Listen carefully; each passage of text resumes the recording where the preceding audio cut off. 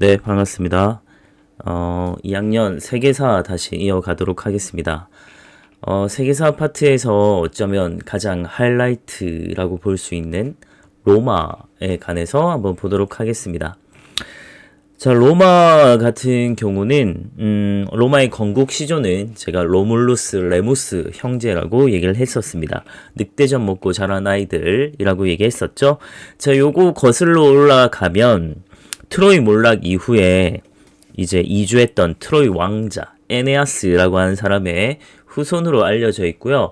어쨌든, 얘들에 의해서 티베르 강변의 아주 작은 도시국가, 자, 기원전 8세기는 고대 그리스 사회에서도 폴리스가 생겨나던 시점이었습니다. 그래서 로마도 이렇게 아주 작은 조그만 폴리스에서 시작을 해서 엄청난 대제국을 만들었다라고 하는 게 어마어마한 거라고 얘기했었죠. 자, 우리 중간 과정 다 빠져 있습니다. 그 중에서 우리는 일단 로마 하면 공화정을 떠올려야 되는데, 공화정은 왕이 아니고 대표를 뽑는 거라고 했죠. 그래서 하지만 마찬가지로 로마도 왕정에서 시작해서 귀족정, 공화정으로 점점점 평민권이 신장되는 그런 모습이 나타났습니다. 자, 공화정의 구성은 일단 원로원과 그리고 집정관, 평민의 이렇게 세 기관이라고 할까요? 이 세 기관이 상호 이제 견제와 균형을 이루는 형태라고 볼 수 있는데, 원로원이 좀 이제 귀족정적인 요소를 갖고 있다면, 이제 이 집정관 같은 경우가 좀 왕정적인 요소 갖고 있고, 다음 평민회가 이제 민주정적 요소를 갖고 있다.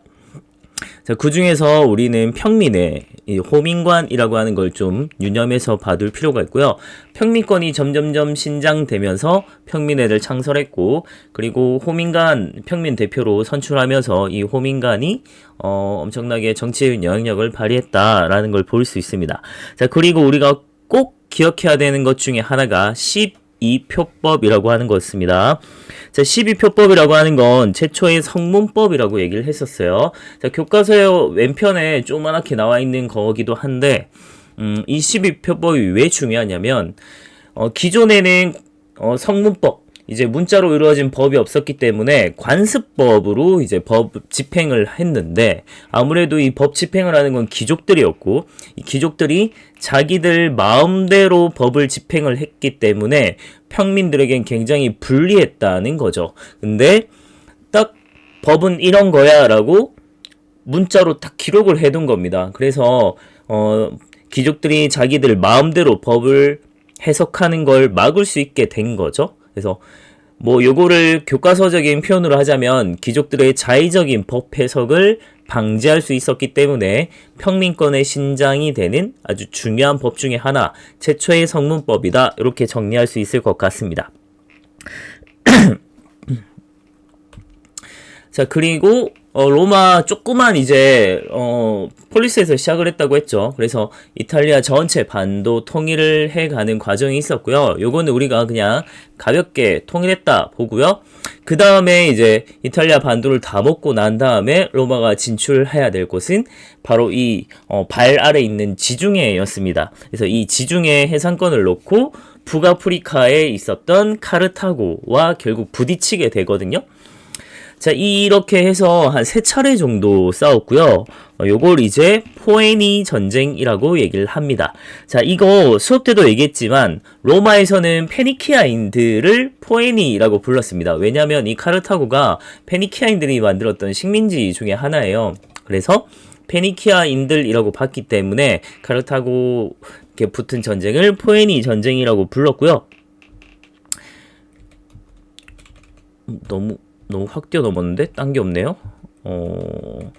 자, 여기는 없는데요. 제가 수업 때는 보여줬을 겁니다. 근데 일단은 1차 같은 경우는 이제 시칠리아 섬 쟁탈전이란 걸 볼 수 있고요. 2차는 한니발과 스키피오라고 하는, 그러니까 카르타고의 명장과 로마의 명장이 이제 붙었던 전쟁이라고 보면 되고요. 이 2차 때 칸네 전투라고 해서 제가 한니발이 미쳤다고 했죠. 이제 코끼리 부대 끌고 와가지고 산을 넘었다고. 그래서 알프스를 넘었기 때문에 그 그래서 이제 한니발이 일단 승리했던 칸네 전투, 그리고 스키피오의 반격해서 자마 해전에서 스키피오가 승리하면서 이렇게 엎치락뒤치락 하는 와중에 결국 3차에서 스키피오가 이 카르타고의 본진을 공격하면서 멸망시키게 됩니다. 그래서 카르타고가 로마의 속주, 그러니까 결국 식민지로 놓이게 되었다. 이런 걸 생각을 해야 되는데, 그래서 로마가 지중해 패권을 차지하고 어마어마하게 번영을 해 나갈 줄 알았는데, 오히려 로마는 공화정의 위기라고 하는 아주 아이러니한 순간을 맞이하게 됩니다. 자, 그게 왜 그런가 하면 바로 이 포이니 전쟁 이후에 귀족들이 대농장이라고 하는 노예 노동을 바탕으로 한 대농장 경영, 이걸 라티푼디움이라고 얘기를 합니다.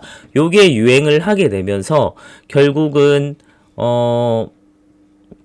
이 노예 노동에서 이 농사를 지은 이 대농장에서 쏟아져 나오는 이 값싼 곡식들이 본국으로 막 들어오게 되면서, 요 자연 아니고 자영입니다. 그래서 본국에 있던 조그만 규모, 자기 소규모의 그냥 조그만 농지를 가지고 농사 짓던 농민들, 일반 평민들이 몰락을 하게 됩니다. 근데 요걸 같이 기억을 해둬야 될 건 뭐냐면, 농민들이 몰락, 평민들이 몰락을 하게 되면 결국 로마의 군사력의 바탕은 이 평민들이었거든요. 그래서 군사력까지 약화되는, 그러니까 로마 전체적으로 이제 엄청난 국가적인 위기를 맞이한 순간이었다라고 보면 됩니다. 자, 결국은 이 속주에 어마어마하게 놓인 이 땅들을 귀족들이 전부 다 가져가 버린 것이고요. 차지하게 된 것이고, 그걸 노예 노동에 이제 기반을 해서 대농장 경영이 이루어지면서 로마 내에서 자영 농민들, 아주 소규모의 농사 짓는 이런 농민들하고 가격 경쟁력에서 엄청나게 밀려버리는 거죠. 그래서 평민들이 몰락을 하게 된 거고, 경제적으로. 그러다 보니까 군사력까지 약화되는, 이걸 이제 공화정의 위기라고 부르는 겁니다. 네, 이런 상황을 좀 극복해 보고자 했던 인물이 바로 그라쿠스 형제입니다. 형이었던 티베리우스, 그리고 동생이었던 가이우스까지 이어서 각각 둘 다 이제 호민관으로 선출이 돼서 형이 먼저 개혁을 했고요. 그리고 그러다가 이제 결국은 귀족의 반대에 부딪혀서 이제 암살을 당했고, 동생이 이어서 이제 더 강력하게 개혁을 추진했는데 귀족들은 다 압박을 받다가 결국 자살로 생을 마감하게 됐던, 아주 비운의 삶을 살았던 그런 형제이기도 합니다. 자, 요 형제들이 했던 개혁 중에 하나가 공물법이라고 하는 거랑, 그리고 토지 소유 상한제라고 하는 겁니다. 그러니까 공물법은 당장 이제 농민들이 먹고 살 게 없는 상황입니다. 그래서 값싸게 곡물을 로마에서 사들여서 농민들에게 좀 분배해 주려고 했던 그런 정책이고요. 당장 먹고 살려고 뭔가 이제 곡물을 제공해 주려고 했던 것이고요. 그리고 결국 이 공화정의 위기를 가장 근본적인 문제는 이 어마어마하게 넓은 이 속주의 이 토지들, 엄청나게 넓은 토지들을 결국 귀족들이 다 차지해버린 거거든요. 그래서 전쟁은 열심히 이제 평민들이 했는데 오히려 그 열매는 귀족들만 다 먹게 된 거잖아요. 이걸 좀 바꾸려고 한 겁니다. 그래서 토지 소유 상한제를 시행을 해서 일정 이제 상한선을 두고, 요 상한선을 넘어서 토지를 소유하게 되면 나머지 다 몰수해서 이제 농민들에게 나눠주겠다라고 하는 게 개혁이었는데, 당연히 둘 다 귀족들이 반대를 했겠죠. 귀족들의 이권을 뺏어가는 정책들이었기 때문에 결국 실패를 하게 됐고요. 그래서 공화정의 위기는 더더욱 이어지는 상황이었다. 자, 그 뒤로 이제 엄청나게 문제가 많았지만, 그래서 군인 정치가라는 게 등장을 했고요. 제가 요약본 해서 여러분들 나눠줬습니다. 그거 같이 해서 보면 될 것 같고요. 그 뒤로 이제 1차 삼두 정치라는 게 나타난다고 했죠. 그래서 1차 삼두 정치는 폰카크라고 해서 폼페이우스, 카이사르, 그리고 크라수스, 이렇게 세 명이 경쟁하다가 크라수스는 진작에 이제 탈락했고요. 폼페이우스랑 카이사르가 경쟁을 하다가 결국 카이사르가 군대를 끌고 로마를 쳐버리죠. 그래서 폼페이우스도 쫓아내고 자기가 결국 독재를 이룩하게 됩니다. 하지만 이 독재를 반대했던 이제 민중 민주주의를 공화정을 꿈꿨던 카이사르의 엄청난 부하가 있었죠. 그래서 그 브루투스 너마저. 그래서 이분유 브루투스 하면서 이제 브루투스가 카이사르를 찔러버렸죠. 그래서 암살하게 되면서 결국은 카이사르도 생을 마감하게 됐고요. 자, 그런 와중에 2차 삼두정치가 이루어집니다. 자, 2차 삼두정치는 아농레라고 해서 웬 할머니 이름 같지만 안토니우스, 옥타비아누스, 그리고 레피두스 이렇게 세 명이 경쟁을 한 겁니다.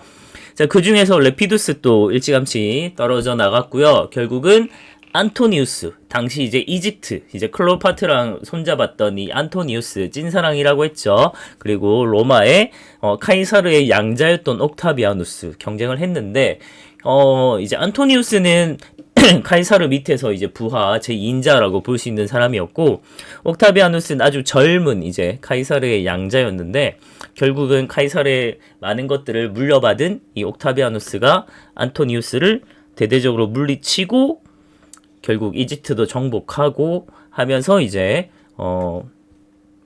옥타비아누스가 모든 권력을 잡게 되는 거죠.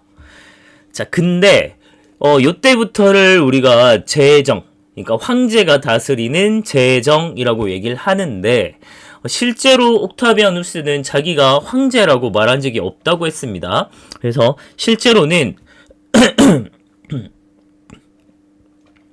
많은 권한들을 다시 원로인에게 돌려주겠다라고 말을 했고, 그리고 나는 그냥 제1의 시민일 뿐이야 라고 해서 프린캡스라고 하는 걸 택한다고 했죠. 그리고 실제로 자기가 택한 이제 관직은 호민관입니다. 그러니까 나는 평민의 대표인 거지 난 황제 아니야 라고 뻥쳤다고 했죠. 그래서 원로원에서는 당신은 정말 겸손해 대단한 사람이야 존엄한 사람이야 해서 아우구스투스라고 하는 명칭을 줬다고 했죠. 자, 하지만 옥타비아누스는 실제로는 그러니까 형식적으로는 그냥 대외적으로 속주에 대한 통제권을 가지고 있는 거고 대내적으로는 호민관 그리고 프린캡스 뭐 원로원의 의장 이런 걸 이제 겸임하게 되는 건데 뭐 물론 이것만 해도 어마어마한 권한을 갖고 있는 겁니다. 하지만 뭐 다른 권한은 다 원로원에게 주겠다라고 말을 해놓고 실질적으로는 이제 군대랑 재정에 관한 통제 및 관리권을 다 갖고 있는 겁니다.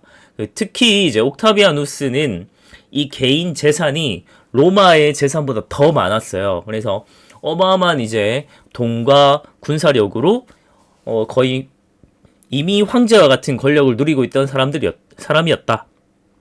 그래서 이때부터를 황제가 다스리는 황제정에서 제정 로마라고 부르는 겁니다. 하지만 옥타비아누스는 죽을 때까지 난 황제 아니야 라고 하면서 간 거죠. 자, 어쨌든 요 제정 이후에 약 200년간 제국의 전성기를 누리게 됐고 최대 영토의 문화의 한근기 엄청난 이제 로마의 평화 시기가 온 겁니다. 요걸 이제 팍스 로마나라고 얘기를 했었죠. 그래서 5현재 시기라고 해서 5 이제 황제, 현명한 황제가 있었는데 자, 네르바부터 시작해서 이제 트라이아누스 그리고 하드리아누스 그리고 안토니우스 피누스 그다음 마지막 마르쿠스 아우렐리우스 요 사람은 우리가 기억을 해야 된다고 했잖아요. 자, 5현재 시대가 잘 이루어질 수 있었던 바탕에는 양자제도라는 게 있었어요. 그러니까 자기 자식에게 물려주는 게 아니고 황제 자리를 아주 현명한 아주 능력 있는 사람에게 양자로 들여서 물려주는 이런 제도를 택했다는 거죠. 그래서 어마어마한 이제 황금기를 누릴 수 있었는데 마르쿠스 아우렐리우스 자체는 엄청나게 뛰어난 철학자이자 이제 황제이기도 하거든요. 그래서 대단한 사람이었지만 자식 사랑이 결국 모든 걸 망치게 됩니다.